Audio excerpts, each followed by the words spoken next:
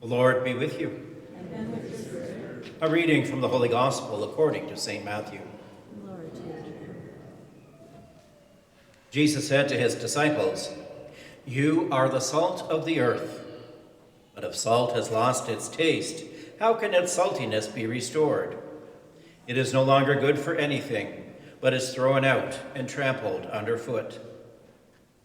You are the light of the world. A city built on a hill cannot be hidden.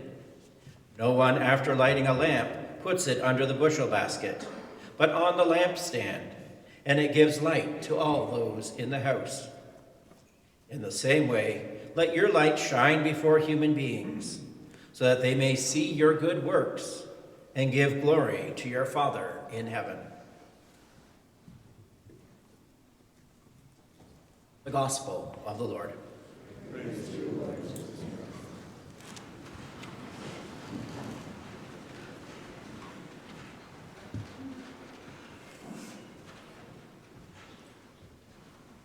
Originally, I debated about sharing this little story that I have for this weekend's homily, but so far, the last two Masses, they haven't thrown anything at me, so I'm going to trust that you'll be a friendly crowd too.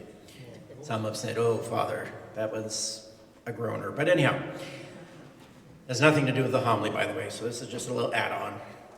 Most of you know that I was away on vacation recently, and during my travels, we came to a particular island, and I decided to get off the ship and check things out. And as I was getting off, I encountered this woman named Peggy. And as we were talking, we both had decided that we were going to go check out this park not too far from the dock. So we go to the park, and we're walking a little bit, and we sit down, and as we sat down, we noticed all these rabbits running around this park, which was a bit unusual. Iguanas or something down there, but rabbits. But there they were, all these little bunnies running around. And then we noticed that one seemed to have a problem with its foot. And Peggy, being an animal lover, was very concerned. So she went over to the little bunny and came to her, and she picked it up and oh, well, what can I do? So she reached into her bag and pulled out this tube of stuff and rubbed it on the little bunny's foot. And lo and behold, the bunny's foot was healed. Able to hop away. I thought, oh, well, that's pretty neat. So I didn't think too much of it, and then we said, oh, well, let's walk around this park and just sort of see what's all there. So we started walking around the park. All of a sudden, we encountered that bunny again. And when we saw it, it was there waving at us. And I thought, okay, I guess he's a really happy bunny that he got his foot healed. So, okay, so we walked around again. Again, we came to that spot. There was the bunny. I don't know if he was smiling. I couldn't see that part, but there he was waving. So we walked around this park about 5 or 6 times, and every time that we passed this particular bunny, there he was. I thought, okay, this is a bit strange. So I said, what is it that you use to heal his foot? I mean, he seems to be very excited. He's waving all the time that we pass by. She says, I don't know. She said, it's something that I got at the spa. I thought, oh, sometimes I don't trust the stuff that they have at the spa, but I thought maybe this is one of those things that really works. So I said, well, can you show me what it was? So she pulls it out of her bag. You know what it was? Permanent wave for damaged hair. Some of you will get that later. Women seem to get it sooner than the men, but anyhow. Again, nothing to do with the homily, so put that aside. Jesus in our gospel today says, you are the salt of the earth, you are the light of the world. And sometimes perhaps when we hear that kind of labeling, salt of the earth and light of the world, that sounds like we have a pretty big mission ahead of us. And can I, in my little way, really be salt for the earth and light for the world? That sounds a bit overwhelming. But yet that's what he says we are. And it's a reminder to us that our faith is not just about personal belief, but once again, it's a call to action. We are called to make the world a better place, to try and combat some of the darkness that is around us. And if we get caught up in the idea that the world and the earth is too big for us to have to conquer, well, I just can't do it. I'm trying to just survive day by day in my own little world itself. then, I think we're missing what Jesus is saying. Because maybe we don't have to worry about the world stage. We just have to worry about our little part of it. And so maybe the light of the world that needs to be brought is brought to your living room, brought to your kitchen. And maybe that's where the light of the world is going to be experienced through you. And I think there are a variety of ways that we can do that. We can be light for the world when you change your child's diaper. I'm sure your child appreciates it, and I'm sure the rest of your family appreciates you doing that too. We're light for the world, salt for the earth, when you prepare the family meal. When you help your brother or sister with their homework. You bring light to the world when you clean up your room without making a big deal about it. You're light for the world, salt of the earth, when you offer to help with chores beyond the ones that you were assigned. We can be light for the world when we turn off social media or the TV and actually listen to what happened that day with your spouse or your child or a friend or whoever it might be. Maybe we can even be light for the world when we decide to get our winter coat on, get our mitts on or whatever, go leave our warm house to help scrape off the car, even though we're not the one that needs to get into the car to go to work or wherever it might be. Little ways that we can change our part of the world. And maybe that's where we have to start. Trying to do those good things to bring that light. But as Isaiah warns us too, that it's not just about doing good things, we have to be careful about doing other kinds of things too. He warns us about harsh words and judgment. He warns us about speaking with anger or hate, because when we do those things, we're bringing darkness into the world. And we already have enough of that. So not only are we called to bring light, but we're called to make sure that we're not adding to the darkness. We know that love and kindness push back against negativity that can surround us at times. So that's where I would suggest that we all start, in looking at those little ways that we can bring light. And then after we have some sense of that, then maybe we move to the next level, which if we were listening to Isaiah's words, many of the things that he was saying are what we call in our church, not Catholic, they are Catholic, but corporal works of mercy. If you were listening, he mentioned a few of those. We have 7 corporal works of mercy, and I'm just going to touch base on each one of them, give a little thought about each one of them, and let you go from there. So after we've done our light and our little part, maybe we need to expand it to maybe the community or the greater world. Looking at, for example, Feed the Hungry is one of those corporal works of mercy. Our St. Vincent de Paul's and our various parishes are doing food drives, especially during the season of Lent. So that might be a way that you can help feed the hungry. We know in our community there are many that are struggling just to even get enough food. So maybe that's a way that you can help. Sort of another alternative way of feeding the hungry or honoring the food that we have is to make sure that we're not wasting food.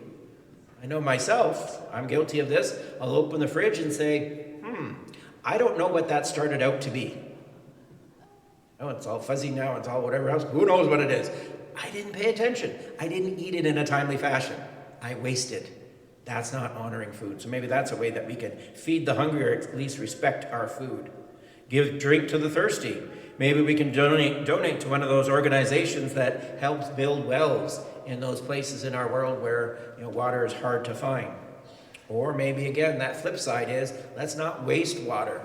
We're so blessed to be in the middle of all these great lakes, all this fresh water. We can take it for granted. But no, we need to make sure we're using it well. As they say, you don't need to have the faucet running the whole time that you're brushing your teeth, just, at the end there to rinse your toothbrush off. So let's not waste water. Shelter the homeless, a third corporal work of mercy. Get involved with a local homeless shelter or volunteer sometime. Or maybe broadening it, not just dealing with the homeless, but reaching out to those who need support of some kind. We're blessed in our community to have a good connection with Second Chance Ministry, helping those that are struggling to get going. Or Save a Family Plan that we heard during Christmas time that helps those in India.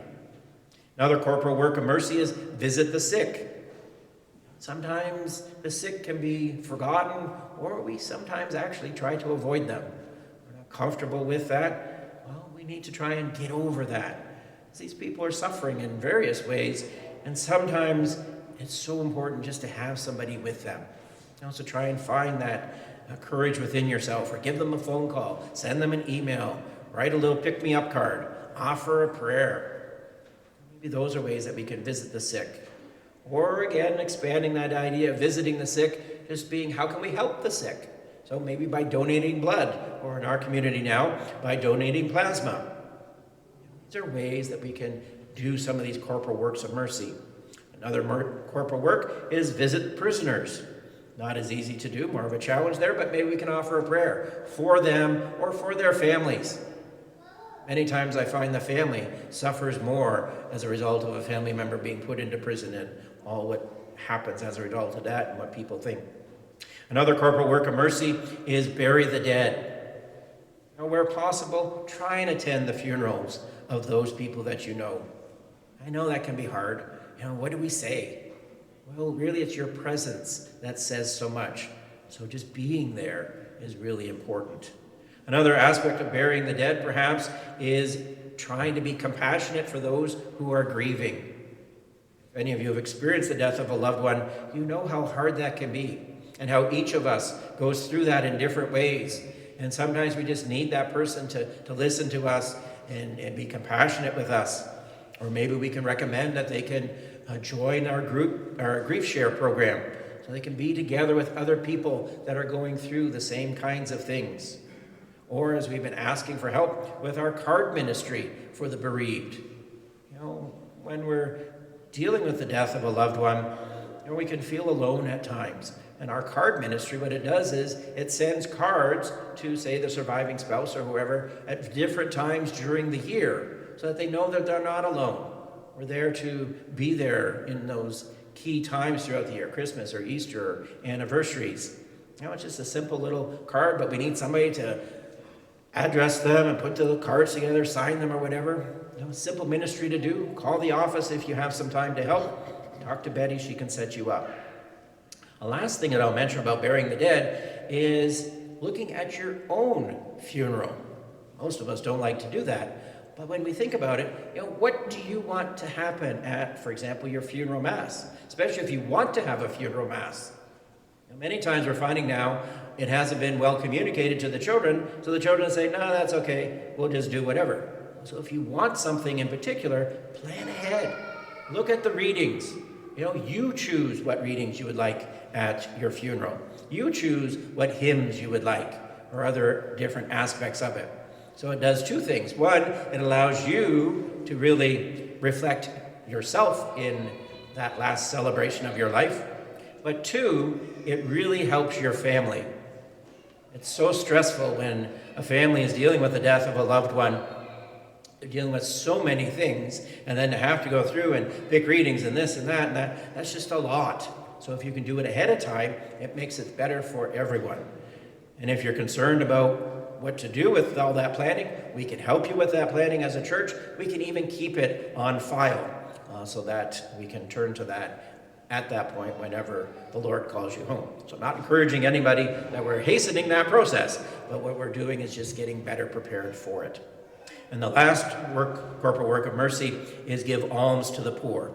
And again, with Lent coming up, we'll hear more about that, but to give to a charity, or to maybe give up something, that latte, or that going to the restaurant as often as we do, and maybe taking the funds from what that would have been and give it to Share Lent or the church or whatever organization you wish. Now, as we hear this message today, to be salt of the earth and light for the world, yes, start small and then expand from there. Jesus says these things, but because he's confident in you and I that we can do these things. And that's what we have to try and do. And a lot of it really comes down to is simply loving. And so whomever God has sent to you today to love, love them. Love them well. And as you do that, you will be bringing light into our world.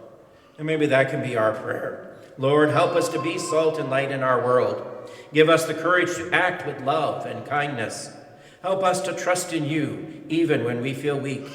May our actions bring hope to others and lead them closer to you, the true light of the world.